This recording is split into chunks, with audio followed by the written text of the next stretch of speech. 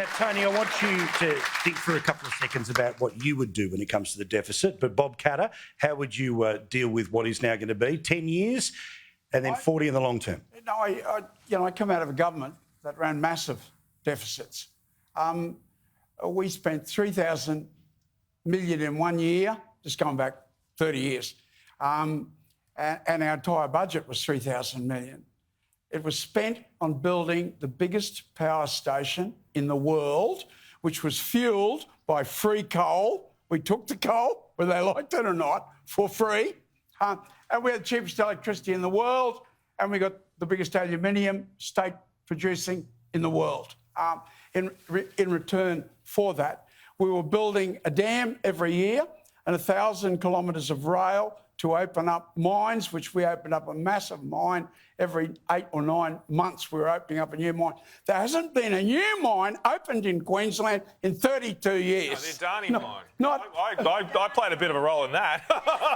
Bob Brown did too, but the Adani mine opened just a few years ago. I take that back because he's right about the Adani mine. Sometimes people like myself from hard rock mining, we don't think about coal in that sense. No, please, you've had your say. You let me have my say, right? Our political party will build a relay line, if we get the balance of power, I'm sure, into the Galilee and open up the Galilee, which will double coal production in this state. I'm sorry to Mr Canavan, but his party is keeping that tax. And that tax means that all marginal mines will close, no new mines will open, and as the old mines run out of coal, we're closing down the industry. Now, the Liberal Party in Queensland telling their wokey backbenchers, look, mate, it's going to close down. See, with that tax there, it'll close down, right? And they're saying to the public, oh, we would never, do anything to close down the coal industry, when you, in fact, are closing it down. You're keeping that charge in there.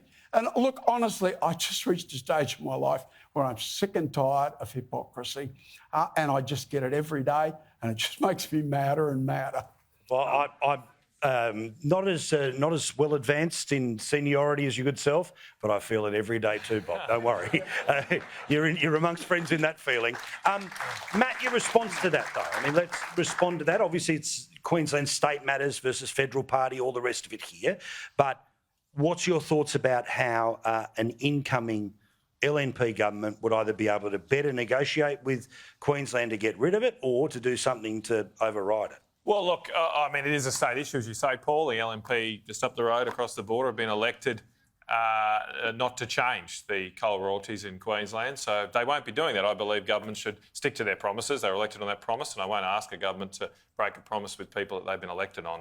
So that's the reality of that. There does need to be a look at that over time. The big issue there is the thresholds haven't been changed for years, yet costs have gone up enormously. What would be good is if we can get the cost back down. So the cost of mining a tonne of coal now in Queensland is for often well over $100 a tonne, where the higher royalties kick in. It used to be $70 or $80 a tonne. It's gone up a lot just in the last few years. Energy's a big deal. Red tape's a big deal. And those are the things the federal government can try and fix to bring those costs down, and the royalties won't matter as much. Right, Tony, your question was about the deficit. What would you do if you could be Prime Minister for 12 hours and you can have half of a hilltop home somewhere? What would you do with the deficit? I think we just need to try and cut expenses. And some of the areas that the National Party were talking about was cutting expenses in Canberra, cutting the public service back to the bare minimum. All right, good stuff, Tony. Appreciate it.